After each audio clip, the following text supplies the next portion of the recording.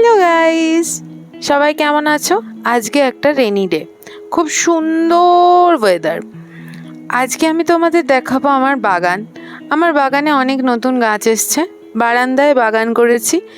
দেখো, তোমাদেরকে দেখাচ্ছি কত গাছ রয়েছে।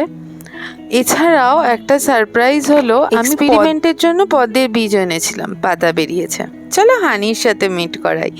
হানি বেশ আছে, ঠান্ডা ওয়েদার থাকলে ওর দুষ্টুমি বেড়ে যায়।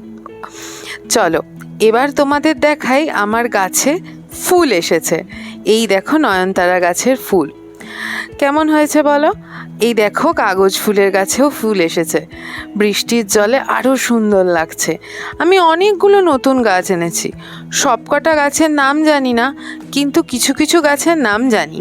আর তোমরা তো জানোই আমি গাছের আলাদা আলাদা নামও দিই।